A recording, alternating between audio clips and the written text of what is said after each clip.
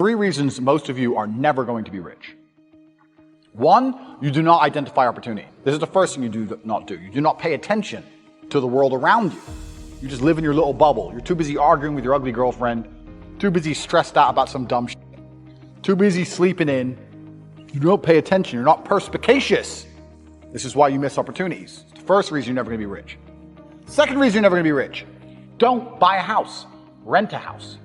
So like, oh, but isn't that wasting money? No, what's wasting money is buying a house, giving huge interest rates to a bank, and then tying yourself to one geographical location. The reason humans are the #1 species on the planet is because of our adaptability, the ability to adapt. I can go anywhere on Earth. I can go wherever the money is, where the money resides. If the money is residing in Japan, I can go to Japan. If I need to go to Singapore, I can go to Singapore. I can go live in Las Vegas. Wherever I'm gonna get paid, I can go, and I'll just rent. Boom, boom, boom. I ain't got nothing tying me down. It ain't gonna take years for me to buy or sell something. I ain't gotta worry about all the upkeep and property maintenance. Buying a house is foolish. And then I tell people this, and they go, oh yeah, but you can always rent it out. You're gonna spend $300,000 on a house so that you can rent out for $800 a month.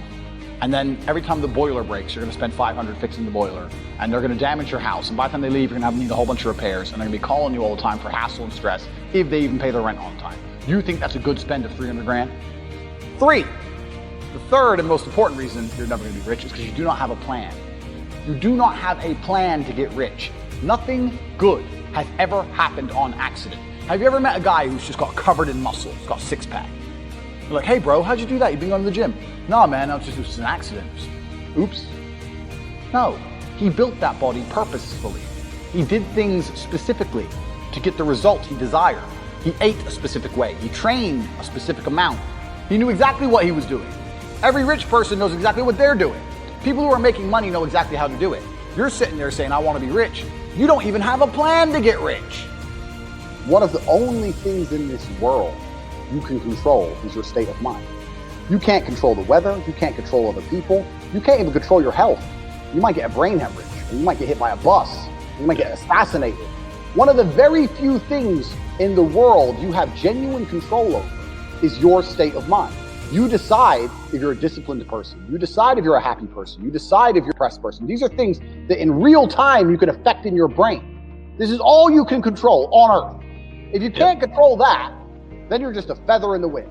And life's gonna blow you around, and you might land somewhere good, you might land in dog shit, nobody knows. Everybody understands that you're the sum of the 5 people you spend the most time with. Everybody understands that. Everybody understands that. But they understand that and still hang around with losers. True. It's like, is that not the ultimate mark of being a dumbass? If you understand that that's the truth and you don't curate your friendship and curate your reality, yes, then you're a loser.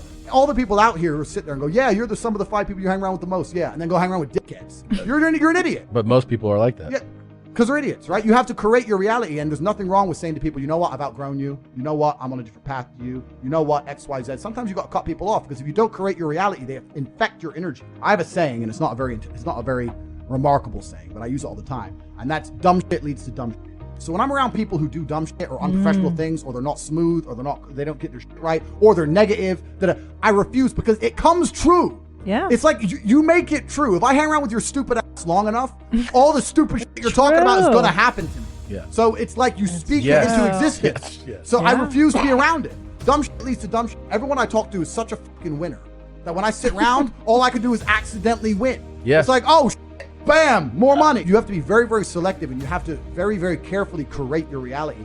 I'm going to tell you how to get rich. If you're a scientist, you never ever wake up, go into the lab, pour the right chemicals, and fix the problem. That doesn't happen.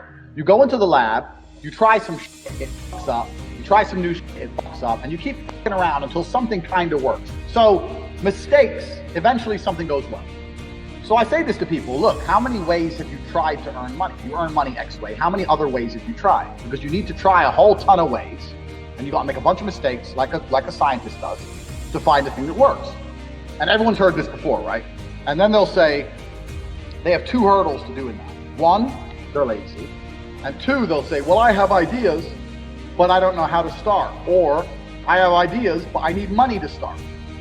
So then what you have to do, and this is one of the things I teach on CobraTate.com in my Hustlers University, is you have to look at your business ideas and your plans and find a way to remove the need for money to attempt them. So my philosophy on business is this. Any business in the world that could genuinely work without investment. People get this idea in their head, I need loads of money. So, and every single business I've tried, I will find a way to launch it for effectively free. And if it starts to make money, then maybe I'll put money. Or then maybe I have some balance sheet, I can go to an investor and get money. But everyone has this idea they need money first.